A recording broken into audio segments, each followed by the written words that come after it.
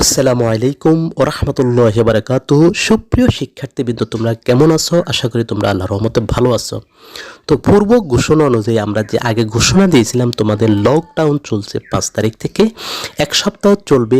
এরই মধ্যে তোমাদের অ্যাসাইনমেন্টগুলো সাময়িকভাবে স্থগিত রয়েছে। এরই ফাঁকে আমরা তোমাদের জন্য ঘোষণা দিয়েছি নবম শ্রেণীর আরবি প্রথম পত্র বিষয়ে আমরা বিশেষ ক্লাস করব। তো বিশেষ ক্লাস মানে হচ্ছে এই ক্লাস থেকে তোমরা বেসিক নলেজ অর্জন করবে, বেসিক জ্ঞান অর্জন করবে, মূল জ্ঞান অর্জন করবে আরবি প্রথম পত্র বিষয়ের। এবং আরবি প্রথম বিষয়ে তোমরা পরীক্ষায় যখন অংশগ্রহণ করবে কমপক্ষে 80+ নাম্বার পাওয়ার জন্য যোগ্যতা তোমাদের তৈরি হবে। তো এখানে হয়তো কয়টি ভিডিও হয় আমি জানি না, আমি চেষ্টা করব তোমাদের জন্য ছোট্ট কম সংখ্যক ভিডিও করে তোমাদের ইম্পর্টেন্ট বিষয়গুলোকে তোমাদেরকে বোঝানোর। যেহেতু এটি বোঝার একটি বিষয়, বোঝার ক্লাস, এতে একটু সময় বেশি লাগতে পারে। আমাদের 8 থেকে 10 মিনিটের ভিতর প্রত্যেকটি ভিডিওর লেন্থ হতে পারে, আমরা চেষ্টা করব আরও কমে দেওয়ার জন্য। তো চলো আমরা আমাদের মূল পাঠে ফিরে যাই, মূল কাজে ফিরে যাই।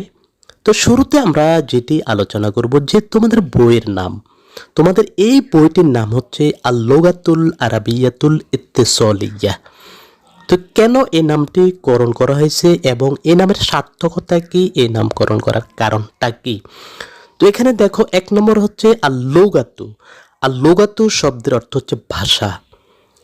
আল-লুগাতু শব্দের অর্থ হচ্ছে ভাষা। তা আল আরাবিয়া শব্দের অর্থ হচ্ছে আরবি, অর্থাৎ আরাবুন শব্দের অর্থ হচ্ছে আরবি, একটি ভাষার নাম। তো এখানে বিয়া, এখানে ইয়া, এটি নেসবত ইয়া, অর্থাৎ একটি ভাষার দেশের একটি ভাষার সাথে এটা নেসবত করা হয়েছে, তো নেসবত ইয়া। আর তাটি হচ্ছে এখানে পূর্ব শব্দের সাথে মিল রেখে এখানে, অর্থাৎ আল-লুগা এর তাবে হয়েছে বিদায় এখানে তাটি এসেছে। তো আল-লুগাতুল আরাবিয়া আমরা জানলাম আরবি ভাষা, আরবি ভাষা। তো আরেকটি তোমাদেরকে জানিয়ে রাখি, সেটা হচ্ছে আরব শব্দের অর্থ হচ্ছে বিচক্ষণ, জ্ঞানী, তীক্ষ্ণ। অর্থাৎ আরবিয়ানরা তাদেরকে বিচক্ষণভাবে, জ্ঞানীভাবে তাদেরকে স্বচ্ছ মনে করে এবং তাদেরকে অনেক পণ্ডিত মনে করে তারা। এই জন্য আরব শব্দের অর্থ হচ্ছে বিচক্ষণ, জ্ঞানী বা স্বচ্ছ। এই জন্য আরবিতে একটি কথা রয়েছে উরবুল মা, অর্থাৎ স্বচ্ছ পানি বা পরিষ্কার পানিকে আরব বলা হয়। আরবিরা অন্যান্য ভাষাভাষীদেরকে বলে আজম। আজম শব্দের অর্থ হচ্ছে মুখ বা যারা কথা বলতে পারে না, অর্থাৎ যারা কথাতে পাণ্ডিত্য নেই তাদেরকে আরবিয়ানরা বলে আজম।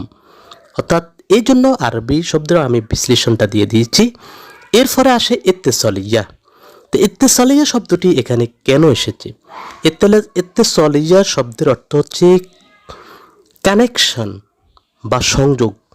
যেহেতু একটি ভাষার সাথে আরেকটি ভাষার সংযোগ ঘটবে, আরেকটি ভাষার সংযোগ হবে এই কিতাবের মাধ্যমে, এই বইয়ের মাধ্যমে, এই পড়াগুলোর মাধ্যমে। অর্থাৎ আমরা যেটি পড়ে আরবি ভাষাভাষীদের সাথে আমরা সরাসরি আমরা সংযোগ হতে পারবো। অর্থাৎ আমরা তাদের সাথে কথা বলতে পারবো, তাদের সাথে কনভারসেশন করতে পারবো, কথোপকথন করতে পারবো, তাদের সাথে আমরা চ্যাট করতে পারবো, তাদের সাথে মোবাইলে কথা বলতে পারবো, ফোনে কথা বলতে পারবো। যেই বিদ্যা, যে বইটি শিখে সেটি হচ্ছে ইত্তেসালিয়া। তো ইত্তেসালিয়ার আরেকটি অর্থ হচ্ছে যে যেটাকে বলা হয় কমিউনিকেশন বা কমিউনিকেটিভ। অর্থাৎ যাতে করে, যেহেতু আরবি একটি বিদেশি ভাষা, এই ভাষার সাথে আমরা সংযোগ হতে পারবো এই কিতাবটি পড়ে, এই বইটি পড়ে।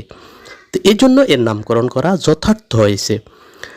তো পুরো আরবি বইটি, অর্থাৎ আল-লুগাতুল আরাবিয়াতুল ইত্তিসালিয়া, এই বইটিকে 3টি ভাগে মূলত ভাগ করা হয়েছে। তো প্রথম ভাগটি হচ্ছে আন-নাসরু গদ্যাংশ, আন-নাজমু পদ্যাংশ, আল-হেওয়ারু কথোপকথন। তো এই 3টিকে আবার 5টি ভাগে ভাগ করে পরীক্ষার জন্য যেটিকে বিশ্লেষণ করা হয়েছে, 5টি ভাগে ভাগ করা হয়েছে। যেমন 1 নাম্বার হচ্ছে আন-নাসুল মাদ্রুস। তো আন-নাসুল মাদ্রুস হচ্ছে, নাস মানে হচ্ছে উদ্দীপক, বা নাসের আরেকটি আরবি হচ্ছে ফিকরা। ফিকরা মানে উদ্দীপক বা ইংরেজিতে বলা হয় কনফিউশন অর্থাৎ উদ্দীপক, অর্থাৎ একটি এবারত দেওয়া হবে। সেটি হচ্ছে আল মাদ্রুস পঠিত, যেটি তোমাদের পাঠ্য বইয়ের মধ্যে থেকে একটি এবারত তোমাদেরকে দেবে, সেখান থেকে কতগুলো প্রশ্ন করবে, এটি হচ্ছে আন্নাসুল মাদ্রুস। 2 নম্বর হচ্ছে আন্নাসু গায়রুল মাদ্রুস, অর্থাৎ অপঠিত, যেটি তোমাদের মেইন বইয়ে তোমরা পাবে না। যে এবারতটি দেবে, যে একটি এবারত বা উদ্দীপক দিবে, ওটি তোমরা মেইন বইয়ে পাবে না, সেটি তোমাদের অন্য কোনো বই থেকে দিবে, কোরআন থেকে দিবে বা হাদিস থেকে দিবে বা অন্য কোনো আরবি বই থেকে সেটি দিবে তোমাদের, যেগুলো তোমরা অতীতে পড়ে আসছো। সো এটাকে বলা হয় আন্নাসু গায়রুল মাদ্রুস। তো 3 নম্বর হচ্ছে নাজম বা কবিতা। এটা তো তোমরা বুঝতে পারছো যে কবিতা অংশ।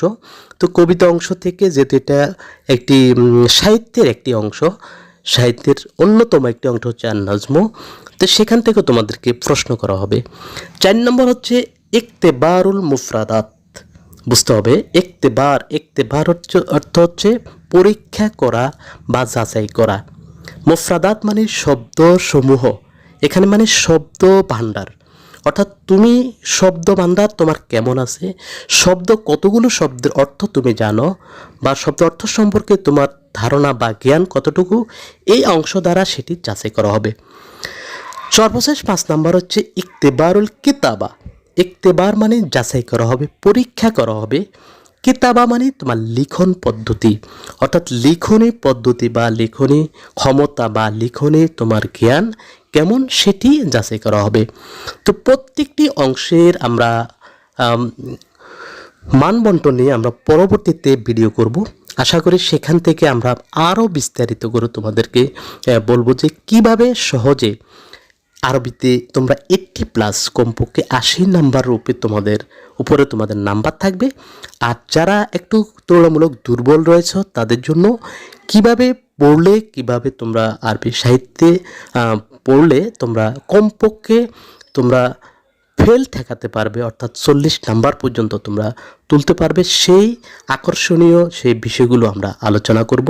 কারণ একটি মেইন বইয়ের সকল অংশ কিন্তু গুরুত্বপূর্ণ না।